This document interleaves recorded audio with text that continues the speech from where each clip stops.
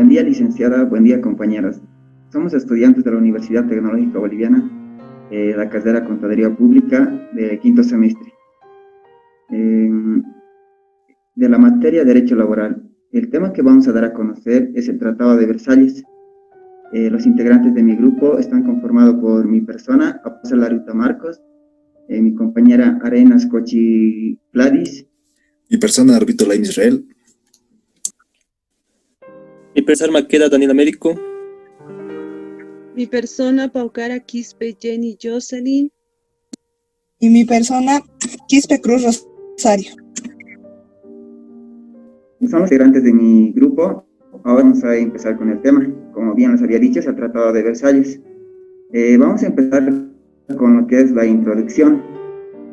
¿Qué fue? El Tratado de Versalles fue un tratado de paz firmado a fin de la Primera Guerra Mundial, que oficialmente puso fin al estado de guerra entre Alemania y países aliados.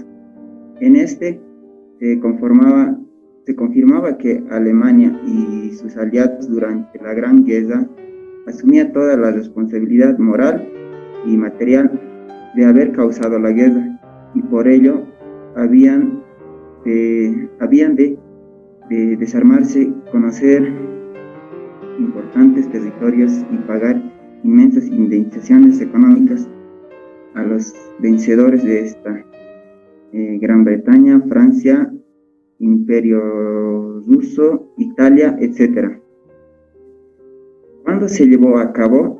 El tratado fue firmado el 28 de junio de 1919, aunque la creación se produjo unos meses antes, el 11 de noviembre de 1918, con la amnistía, con la única finalidad de poner fin a los combates en este campo de batalla, pero no entró en vigor hasta el 10 de enero de 1920.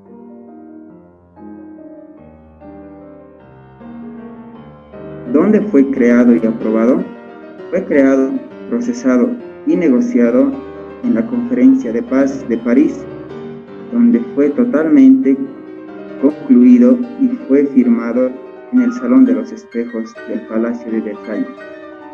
Mi persona Rosario Quispe Cruz va a continuar con los antecedentes que dieron lugar en la historia antes del Tratado de Paz en Versalles. Un dato curioso es que a principios del siglo XX los obreros trabajaban el doble de horas que los actuales, pero ganaban solo la mitad, y las mujeres ganaban la mitad de esos sueldos de esclavos. En teoría, los niños menores de 12 años no trabajaban en las minas. Para empezar, tenemos que hablar sobre la conocida en aquel periodo como la Gran Guerra, pero más conocida como la Primera Guerra Mundial, desde 1914 hasta 1918, que duró 4 años, donde murieron 10 millones de soldados cegados por las balas y destrozados por las bombas. En esta guerra hubo 2 bandos, la Triple Entente, la cual en principio estaba conformada por Francia, Gran Bretaña y Rusia, que más tarde se añadió a más países como aliados, donde podemos visualizar de color verde en el mapa, y la Triple Alianza conformada por el Imperio Alemán, el Imperio Austrohúngaro y el Imperio Otomano, la cual se ve de color rojo. Uno de los detonantes de la guerra fue la muerte del heredero de la corona del Imperio Austrohúngaro, Francisco II, quien era nieto del emperador Francisco José. El 28 de junio, un joven serbio llamado Gavrilo, perteneciente a una organización llamada La Mano Negra, fue quien asesinó al heredero en Sarajevo, Bosnia. Un mes más tarde comenzó el conflicto bélico más grande de Europa. El 23 de julio, el Imperio Austrohúngaro dio un ultimátum a Serbia declarándole la guerra. 5 días después, Rusia movilizó sus tropas a la frontera con Austrohúngaro. El 1 de agosto, Alemania declara la guerra a Rusia. 2 días después declara la guerra a Francia. En 1915, el Imperio Austrohúngaro ya estaba al borde del colapso, no solo había fracasado con Serbia, sino que Italia lo había traicionado, donde Alemania salió al rescate, conquistando Serbia. Al mismo tiempo, los alemanes se dedicaron a fortalecer con extensísimas líneas de trincheras y zanjas, donde se resguardaban y peleaban desde ahí, mientras la Triple Entente trataba de quebrarlas por el lado de Francia. En febrero de 1916 se dio la batalla de Verdún, que fue en la fecha de febrero a diciembre, contra Francia, donde Francia tuvo la victoria. Paralelamente, de julio a noviembre del mismo año se dio la batalla de Alemania contra la Entente, donde la victoria la tuvo la Entente. En 1917, Alemania recurrió a la guerra submarina sin restricciones, atacando cualquier barco de navegación por la zona de guerra. El objetivo principal era asfixiar a los submarinos británicos, forzando a la Entente a firmar la paz. Y para esto, el principal proveedor de Gran Bretaña era Estados Unidos. Y Alemania sabía que el hundimiento de sus barcos arrastraría a los norteamericanos a la guerra, pero esperaba que la rendición de los aliados antes de que se movilizaran y llegaran al continente. Por otra parte, Europa Oriental tuvo pérdidas de vida y también la crisis de desabastecimiento. Por lo tanto, tenía al imperio austrohúngaro como al ruso en condiciones críticas, donde por finales de este año se dio el punto de quiebre, tanto en el occidente como en el oriente, donde desencadenó con una revolución rusa, dando así también fin al gobierno del zar Nicolás, llegando a firmar la paz de Brest-Litovsk. En 1918, Alemania tomó conciencia de que el desgaste era demasiado alto y no podría sustentar la guerra durante mucho tiempo, y necesitaba forzar a la Entente a declarar la paz en condiciones favorables para Alemania. Pero como fin, se dio una guerra inofensiva que al principio fue exitosa, logrando pasar las trincheras y avanzar. Pero para julio había muchos muertos y muchas bajas, donde fue el turno de los aliados, donde contaban con más de 1 millón de soldados norteamericanos reforzando sus filas. Para el mes de septiembre, ya que habían quebrado las fuerzas alemanas y que ya no tenían ninguna posibilidad de recuperarse, y en octubre hubo motines tanto en la armada como en las ciudades. El 11 de noviembre de 1918, a las 11 de la mañana, se declaró la armisticia, donde la guerra había terminado y la paz se rondaba. Estadounidenses, franceses, británicos planteaban la idea de una organización internacional que trabaje para evitar futuras guerras, llamada así la Sociedad de las Naciones, celebrando la victoria después de 4 años de guerra y llegando así al Tratado de Versalles, terminando con los responsables y haciendo pagar a Alemania los daños que se tuvo en la guerra. Le paso la palabra a mi compañera Jenny. En el año 1919 se dio la participación de 27 naciones para confirmar el acuerdo. Los representantes de París querían sacar una compensación por los daños que habían sufrido. Pedían garantías de que una guerra similar no iba a repetirse nuevamente. Alemania perdió tierras al este, al oeste y al norte. También se encontraba frente a difíciles opciones políticas. Alemania había caído en pobreza y desempleo y no podía pagar las sumas exigidas por los aliados que se había puesto en ese acuerdo. En 1922, los alemanes retrasaron sus pagos a Francia, y en el año 1923, las tropas francesas entraron para obligar a Alemania que paguen, ya que Alemania no contaba con tropas ni ejércitos. Ellos habían entrado a Alemania porque ellos no habían retrasado sus pagos a Francia. Las mercancías y las industrias de Alemania ya no estaban en funcionamiento a causa de de lo que habían estado sufriendo del desempleo y la baja de la economía. Los franceses llevaron a sus obreros para contraatacar a Alemania. En este año, en 1923, fue muy duro para Alemania, ya que se dio una elevada inflación porque el valor de su moneda había descendido. En el año, el canciller Stresemann vio que Alemania marchaba muy mal en su economía, entonces él había decidido que las industrias de Alemania vuelvan a su funcionamiento para reanudar el pago a Francia y ya no tener más conflictos entre ambos países. La inflación fue controlada y nació una nueva moneda, ya que la anterior había perdido su valor.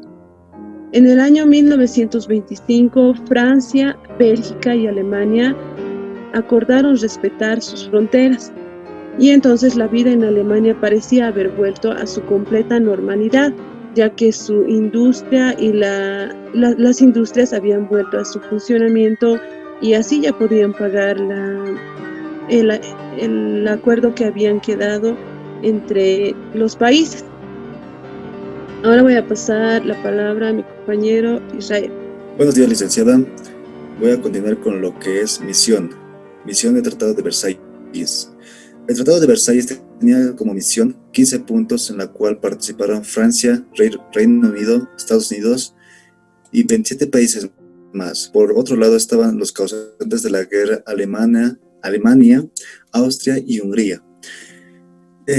Como su propio nombre le dice, el tratado fue firmado en el Palacio de Versalles por los representantes de Alemania y pues impuestas por los ganadores, quienes son los aliados, donde imponen duras sanciones de guerra. Siguiente, por favor. Las cláusulas del Tratado de Versalles son 15. Parte 1, el Pacto de la Sociedad de Naciones. Parte 2, las fronteras de Alemania. Parte 3, cláusulas para Europa.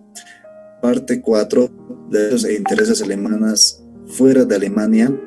Parte 5, cláusulas militares, navales y aéreas. Parte 6, prisioneros de guerra y cementerios. Parte 7, sanciones. Parte 8, reparaciones. Parte 9, cláusulas financieras. Parte 10, cláusulas económicas. Parte 11, navegación aérea. Parte 12, puertos, vías marítimas y vías férreas. Parte 13, Organización Internacional del Trabajo, la OIT. Y parte 14, garantías. Parte 15, previsiones y misceláneas. Cláusulas más importantes que afectaron a Alemania fueron cláusulas territoriales. Las cláusulas territoriales son aquellas pérdidas territoriales, como aquí vemos en la pantalla, los puntos negros, puntos rojos mejor dicho, pues pertenecieron a Alemania, antes de en el proceso de invasión hacia los países cercanos, pero luego estos fueron entregados a los polacos y franceses. Siguiente.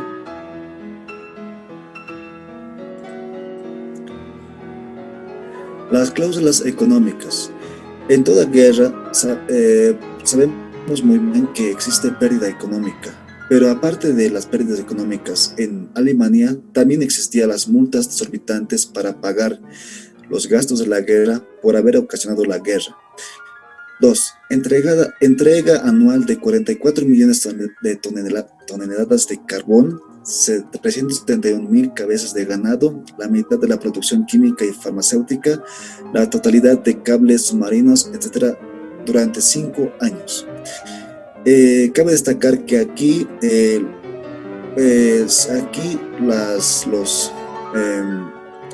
los centros, o mejor dicho, los puertos submarinos se desinstalan o pasan a ser de otros países. Como un ejemplo, lo que es la Unión Soviética. En el 3, el pago de 132,000 millones de marcos de oro alemanes a la economía general e internacional de todos los países que estuvieron en esta guerra. Siguiente. Las cláusulas morales y políticas. Según el artículo 231, el único responsable de esta guerra es Alemania, y solamente Alemania. En 2, se prohíbe el ingreso de Alemania en la Sociedad de Naciones. Con la creación de la Sociedad de Naciones de los 27 países que estuvieron ahí, se expulsa a Alemania por la iniciación de la Primera Guerra Mundial. Cláusulas militares. En el Tratado de Versalles se impone que se reduzca el ejército de Alemania a 100.000 hombres y 4.000 oficiales, sin artillería pesada, submarinos ni aviación, para que no exista otra guerra a causa de Alemania. Siguiente. Y por último punto tenemos lo que es visión. El propósito básico de este tratado, que surge al finalizar la llamada Primera Guerra Mundial, impuesta al Imperio Alemán, a lo cual daría origen a los principios universales y esenciales para los trabajadores.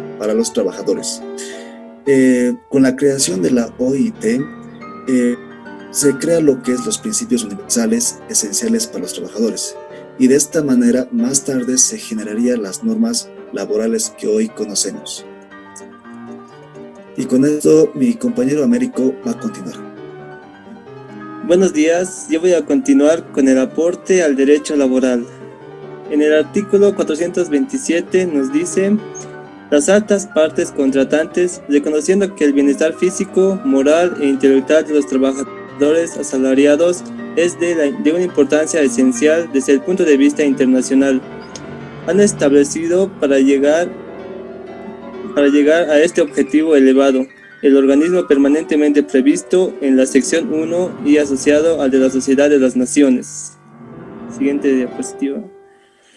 Ellas reconocen que las diferencias de clima, de costumbres y de usos, de oportunidad económica y de tradición industrial hacen difícil alcanzar de una manera inmediata la uniformidad absoluta en las condiciones de trabajo, pero persuadidas como están de que el trabajo no debe ser considerado simplemente como un artículo de comercio. Piensan que hay métodos y principios de reglamentación de las condiciones del trabajo que todas las comunidades industriales deberían esforzarse en aplicar, en cuanto lo permitan las circunstancias especiales en que puedan encontrarse. Entre estos métodos y principios, las altas partes contratantes consideran ser de una importancia particular y urgentes. A continuación veremos las siguientes. Le paso la palabra a mi compañera Gladys. Buenos días, licenciada. Continuando con el tema métodos y principios de reglamentación de las condiciones del trabajo. 1. El principio en el que el trabajo no debe ser considerado simplemente como una mercancía o un artículo de comercio. 2. El derecho de asociación para todos los objetos no contrarios a las leyes, tanto para los asalariados como para los empleadores. Es el pago a los trabajadores de un salario que les asegure un nivel de vida conveniente, tal como se comprende en su tiempo y en su país. 4. La adopción de la jornada de 8 horas o de la semana de 48 horas como objetivo a alcanzar en todas partes en que aún no haya sido obtenido.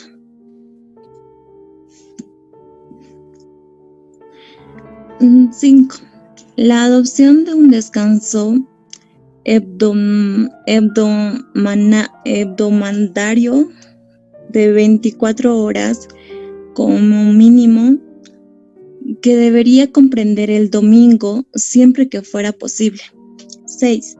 La supresión de trabajo de los niños y la obligación de introducir en el trabajo de los jóvenes de ambos sexos las limitaciones necesarias que les permiten continuar su educación y asegurar su desarrollo físico. 7. El principio del salario igual, sin distinción de sexo, por un trabajo de igual valor. 8. Las reglas dictadas en cada país sobre las condiciones del trabajo deberán asegurar un tratamiento económico equitativo a todos los obreros que legalmente residan en el país. 9. Cada estado deberá organizar un servicio de inspección en el que haya mujeres con el fin de asegurar la aplicación de las leyes y reglamentos de protección de los obreros.